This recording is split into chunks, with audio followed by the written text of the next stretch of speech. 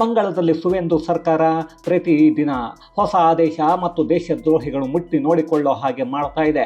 ಆದರೆ ಮಮತಾಗೆ 15 ವರ್ಷಗಳ ನಂತರ ಅಧಿಕಾರ ಇಲ್ಲದೆ, ಕ್ಷೇತ್ರವೂ ಇಲ್ಲದೆ ರಾಜಕೀಯ ಪತನವನ್ನ ಕಂಡು ಕಂಗಾಲಾಗಿ ಈಗ ಹೊಸ ರೀತಿಯಾದ ರಾಜಕೀಯವನ್ನ ಮಾಡೋಕೆ ಶುರು ಮಾಡಿಕೊಂಡಿದ್ದಾರೆ. ಬಿಜೆಪಿ ವಿರುದ್ಧ ರೊಚ್ಚಿಗೆದ್ದಿರೋ ಮಮತಾ ನ್ಯಾಯಾಲಯದ ಮೆಟ್ಟಿಲನ್ನು ಏರಿದ್ರು.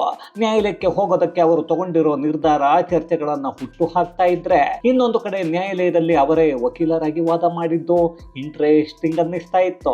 ಯಾಕಂದ್ರೆ ನ್ಯಾಯಾಲಯದ ಅಂಗಳಕ್ಕೆ ಅವರು ಬಂದಷ್ಟೇ ಇಲ್ಲ, ಅಲ್ಲಿಗೆ ಬಂದಾಕ್ಷಣ ಅಲ್ಲಿದ್ದವರ ವಿರೋಧ ಕೂಡ ಸ್ಫೋಟ ಆಯ್ತು. ಅದು ಈಗ ದೊಡ್ಡ ಮಟ್ಟದಲ್ಲಿ ಸದ್ದನ್ನ ಮಾಡ್ತಾ ಇದೆ. ಇನ್ನೊಂದು ಕಡೆ ಸುವೇಂದು ಅಧಿಕಾರಿ ಅವರ ಹೊಸ ಕಾನೂನು ಇಡೀ ದೇಶವೇ ತಿರುಗಿ ನೋಡೋ ಹಾಗೆ ಮಾಡ್ತಾ ಇದೆ. ಹಾಗಾದ್ರೆ ಮಮತಾ ಮಾಡ್ತಾ ಇರೋ ಹೊಸ ರಾಜಕೀಯ ಯಾವುದು?